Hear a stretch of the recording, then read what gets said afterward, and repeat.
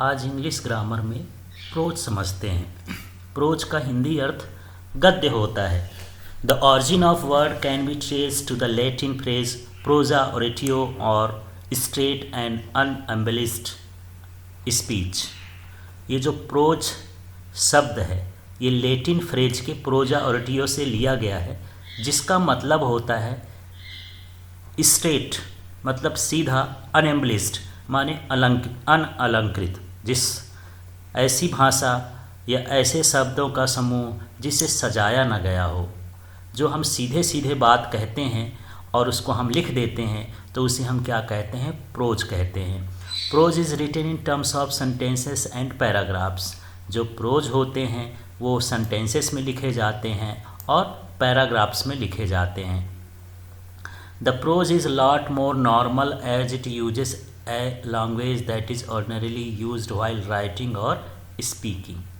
तो यहाँ पर जो प्रोज होते हैं वो नॉर्मल लैंग्वेज का यूज करते हैं, जो हम बोलचाल की भाषा उपयोग करते हैं लिखते समय या बोलते समय, ऐसी भाषा का हम इस्तेमाल प्रोज में करते हैं। It lacks a meter of rhythmical pattern. इसमें कोई मात्रा नहीं होती है, न कोई लय तुक होता है। Magazine, articles, novels, short stories, encyclopedias, letters, editorials, articles and journals are all example of prose। जैसे प्रोज के एग्जाम्पल्स आप समझते होंगे। यहाँ पर मैगजीन्स हैं, ये भी प्रोज में लिखी जाती हैं। आर्टिकल्स होते हैं, ये भी प्रोज में लिखे जाते हैं। नॉवेल्स होते हैं, शॉर्ट स्टोरीज़ होती हैं, इंसाइक्लोपीडियाज़ होते हैं, लेटर्स होते हैं, एडिटोरियल्स हैं, आर्टिकल्स और जनरल्स हैं। ये सारे जो हैं प्रोज के एग्जाम्पल हैं। Prose differ from poetry in its unit of construction. ये जो प्रोज होते हैं ये पोएट्री से डिफरेंट होते हैं, क्योंकि पोएट्री का जो कंस्ट्रक्शन होता है अलग होता है। उसमें रिथमिकल पैटर्न होता है, मीटर होता है, लेकिन ऐसा प्रोज में नहीं होता है। Poetry is built in terms of versus and stanzas. जो पोएट्री है वो बड़े काव्य खंड में लिखी जाती है या स्टेंजाज में लिखी जाती है। Poetry and its style is usually traceable to a particular author और जेनर। जो पोएट्री होती है वो एक पार्टिकुलर आथर या ग्रुप को डिनोट करती है। तो इस तरह से जो प्रोज होता है वो एक तरह से स्ट्रेट एंड अनएम्बेलिश्ड स्पीच होती है। इसको सेंटेंस और पैराग्राफ में लिखा ही जाता है। अब समझते हैं यहाँ पर स्टाइल ऑफ प्रोज।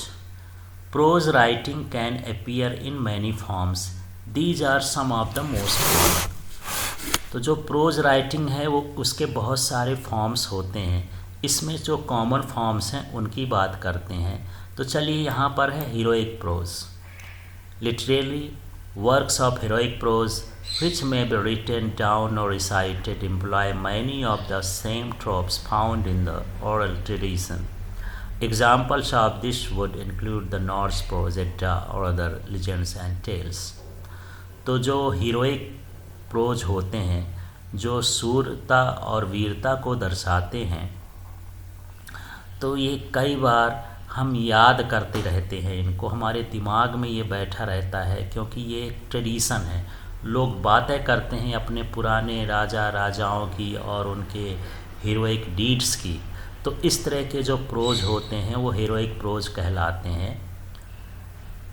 और ये बहुत सारे लीजेंड्स हो सकते हैं और टेल्स भी हो सकते हैं। तो बहुत सारी कथाएं हैं ये, जिनको हम लगातार ट्रेडिशनली करते आ रहे हैं, सुनते आ रहे हैं। ऐसे प्रोज को हम क्या बोलते हैं? हीरोइक प्रोज बोलते हैं।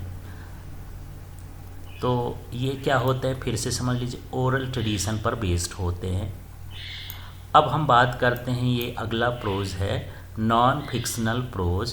This is prose based on facts, real events and real people such as biography, autobiography, history और जर्नलिज्म। तो यहाँ पर non fictional prose. Non fictional prose का मतलब है जिसकी कल्पना न की गई हो, जो हकीकत हो, जो रियल हो, उनको जब हम पैराग्राफ में लिखते हैं, सेंटेंसेस में लिखते हैं, तो ऐसे प्रोज को नॉन फिक्शनल प्रोज कहते हैं। This is prose based on facts, ये तथ्यों पर आधारित होते हैं। रियल इवेंट्स, वास्तविक घटनाओं पर आधारित होते हैं। एंड रियल पीपल, और जो वास्तविक जीवन के लोग हैं उन पर आधारित होते हैं। जैसे कि यहाँ बायोग्राफी हो, ऑटोबायोग्राफी हो, हिस्ट्री हो और जर्नलिज्म हो, ऐसे प्रोज को हम क्या बोलते हैं? नॉन फिक्शनल प्रोज बोलते हैं। ये कल्पित नहीं होते हैं, ये वास्तविक होते हैं। इसके बाद आते हैं अपना fictional prose. Literary works in this style are imagined. तो ये ऐसा प्रोज होता है, ऐसे साहित्य की रचना है जिसमें हम इमेजिन करते हैं किसी घटना को, किसी इवेंट को, किसी फैक्ट को, ये सारा इमेजिन करके हम उसका वर्क स्टाइल करते हैं। पार्ट्स में be based on inspired by real life events और people, but work itself is product of an author's imagination. हाँ, ये तो है कि ये रियल लाइफ इवेंट से जो है हम कुछ घटनाओं को उठाते हैं, उनसे हम प्रेरणा लेते हैं, लोगों से प्रेरणा लेते हैं, लेकिन इसमें ऑथर का खुद का इमेजिनेशन होता है, तो हम इसे फिक्शनल प्रोज कहते हैं। जनरली ये समझ लीजिए कि ये कल्पित है और ये जो नॉन फिक्शनल है ये अकल्पित है, माने इसको हम कल्पना करके नहीं लिखते हैं और इसको कल्पना करके लिखते हैं, इमेजिन करके लिखते हैं, ये नॉन इमेजिन्ड है। इसके एग्जाम्पल है, this would include novels and short stories. तो इसमें जैसे नॉवेल्स होते हैं, शॉर्ट स्टोरीज़ होती हैं, एक तरह की ये फिक्शनल प्रोज होते हैं। इसके बाद हम बात करते हैं पर्पल प्रोज। ये क्या होता है? The term purple prose carries a negative connotation. It refers to prose that is too elaborate, ornate और flowery. It is categorized by excessive use of adverbs, adjectives and bad metaphors. तो जो purple pros होता है ये negative भावनाओं को व्यक्त करता है, निगेटिव स्टोरी वगैरह को व्यक्त करता है, और जो ये है ये कुछ ज़्यादा बड़ा होता है, बहुत सजा हुआ होता है और बहुत मस्करा भरा होता है, माने बहुत कल्पनाएं इसमें यूज की जाती हैं, इमेजिनेशन बहुत यूज किए जाते हैं, इसको थोड़ा सा सजाया जाता है ऑडियंस के लिए, और इसमें ज़्यादा से ज़्यादा एडवर्ब्स का, एडजेक्टिव्स का और जो है बैड मेटाफोर्स का यूज किया जाता है, तो ये पर्पल प्रोज कहलाते हैं। तो इस तरह ये जनरली जो है प्रोज के टाइप्स होते हैं। अब बात करते हैं forms of prose. There are broadly 4 forms of prose. They are narrative, descriptive, expository और परसेसिव। तो यहाँ पर मुख्य रूप से 4 तरह के प्रोज होते हैं। उनमें से नैरेटिव है, डिस्क्रिप्टिव है, एक्सपोजिटरी है और परसेसिव प्रोज है। अब इनको समझते हैं कि ये होते क्या है इसका मतलब। तो सबसे पहले the narrative form builds a story line with characters. The story can be fiction और non fiction. It usually follows a set chronology and the sequence of exposition, building tension and action, climax, denouement। तो जो narrative form होता है pros का, उस एक तरह का स्टोरी लाइन होती है, स्टोरी होती है और उसमें बहुत सारे कैरेक्टर्स होते हैं। ये फिक्शनल भी हो सकते हैं, नॉन फिक्शनल। अभी बता चुके हैं फिक्शनल का मतलब ये होता है कि जिसको हम इमेजिन कर सकते हैं, और नॉन फिक्शन का मतलब होता है जो रियल होता है। तो यहाँ पर ये नैरेटिव फॉर्म में दोनों आ जाते हैं। और ये क्रोनोलॉजी का मतलब एक सीक्वेंस यूज करते हैं कि इसका एक्सपोजिशन क्या है, इसका बिल्डिंग क्या है, इसमें टेंशन क्या है, एक्शन क्या है, क्लाइमैक्स क्या है, डिनाउमेंट क्या है। इस तरह से एक नैरेटिव फॉर्म होता है जिसमें ये सारी चीज़ें होती हैं। तो ऐसे प्रोज को नैरेटिव प्रोज कहते हैं। The expository form provides unembellished and basic information like essays and speeches. तो जो एक्सपोजिटरी फॉर्म होता है प्रोज का, वो अनएम्बेलिश्ड होता है। अनएम्बेलिश्ड का मतलब इसको सजाया नहीं जाता, कोई मिलावट नहीं की जाती, इसमें कोई रस अलंकार ये सारी चीज़ें नहीं होती हैं, और इसमें जो बेसिक इन्फॉर्मेशन है उनको इंक्लूड किया जाता है। जैसे हम ऐसे लिखते हैं और स्पीचेस करते हैं तो उनमें हम सीधी सीधी बात कर देते हैं। It tries to explain phenomenon, topics and themes.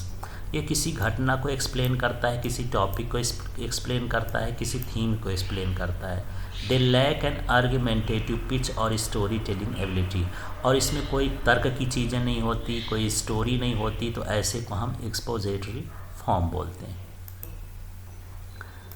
अगला है the descriptive form provides details about something like scientific और मेडिकल रिपोर्ट्स।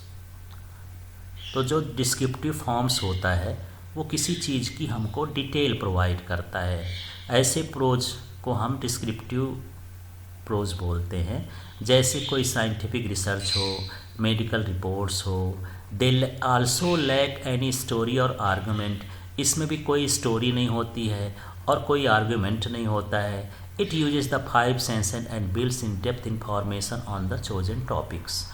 और ये जो हमको सेंस मिलती है, 5 सेंसेस होती हैं, जैसे आइज़ है, माउथ है, नोज़ है, स्किन है, तो इनसे जो हमको इन्फॉर्मेशन मिलती है उनको हम लिखते हैं, उनको समझते हैं। It is often used with narrative, persuasive and descriptive forms, और इसका हम जो है यूज कर सकते हैं नैरेटिव में भी, परसेसिव में भी, डिस्क्रिप्टिव फॉर्म्स में भी। कहीं पर एक पैराग्राफ के रूप में इसको लिख सकते हैं और सिंगल भी लिख सकते हैं। फिर है परसेसिव forms, tries to engage the reader by making an argument in favour of point.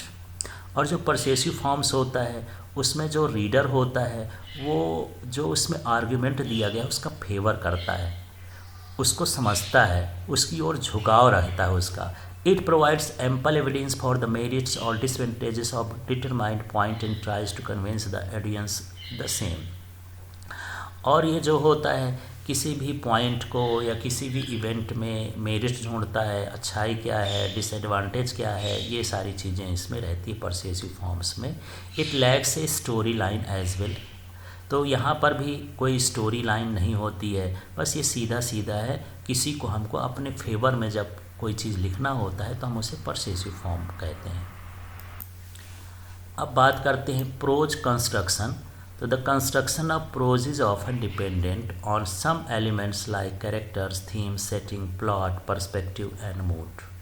तो जो प्रोज का कंस्ट्रक्शन है वो डिपेंड करता है कुछ एलिमेंट्स पर, जैसे कैरेक्टर्स क्या है, उसकी थीम क्या है और उसकी सेटिंग क्या है, प्लॉट कैसा है, पर्सपेक्टिव कैसा है और मूड कैसा है। इन पर बेस्ड जो है प्रोज का कंस्ट्रक्शन किया जाता है। तो जब हम प्रोज बनाते हैं तो इन चीज़ों की एक सीक्वेंस होती है, उसके हिसाब से हम काम करते हैं। यदि किसी चीज़ में कैरेक्टर है तो कैरेक्टर देखेंगे, थीम है तो थीम देखेंगे, उसकी सेटिंग है तो सेटिंग देखेंगे, प्लॉट देखेंगे। उसका प्लॉट का मतलब होता है कि एक छोटे छोटे पैराग्राफ के हिसाब से, एक सीक्वेंस के हिसाब से किसी स्टोरी और नॉवेल को सेट करना। तो इस तरह से जो होता है ये प्रोज के कंस्ट्रक्शन के एलिमेंट्स होते हैं। अब यहाँ पर देखते हैं क्या है ये। The character is an individual who plays a part in an story. जो कोई कैरेक्टर होता है, पात्र होता है, एक इंडिविजुअल होता है, अलग सा व्यक्ति होता है, या कोई भी लिविंग नॉन लिविंग थिंग्स भी हो सकती है जो स्टोरी में एक प्ले करती है, उसके बारे में कोई चीज़ कही जाती है। Characterization is the entire process of developing a character. और यहाँ पर जो कैरेक्टराइजेशन होता है वो कैरेक्टर पर ही डिपेंड करता है कि वो किस तरह का हम कैरेक्टर उसी स्टोरी में यूज कर रहे हैं। कैरेक्टर्स कैन बी पीपल और एनिमल्स। तो कैरेक्टर इंसान भी हो सकते हैं और जानवर भी हो सकते हैं। The story depends on protagonist, antagonist, helper, anti hero, villain. और जो कैरेक्टर्स हैं वो उस तरह से हो सकते हैं जो प्रोटोगनिस्ट हों, एंटागनिस्ट हों, हेल्पर हों, एंटी हीरो हों, विलेन हों। तो यहाँ पर ऐसे हैं कैरेक्टर्स कुछ अच्छे काम भी कर सकते हैं, बुरे काम भी कर सकते हैं, किसी की सहायता भी कर सकते हैं, वो हीरो के माने अपोजिट भी काम कर सकते हैं, कोई विलेन वाला भी काम कर सकते हैं। ये सारी चीज़ें कैरेक्टर्स की होती हैं। तो कई तरह की स्टोरी में कैरेक्टर होते हैं। इसके बाद हम बात करते हैं theme. The theme is the controlling idea of message of story. और जो थीम होती है वो स्टोरी का एक मैसेज होता है कि हम इस स्टोरी से क्या मैसेज देना चाहते हैं ऑडियंस को। It is often shown as result of the actions of characters and their changing relationship.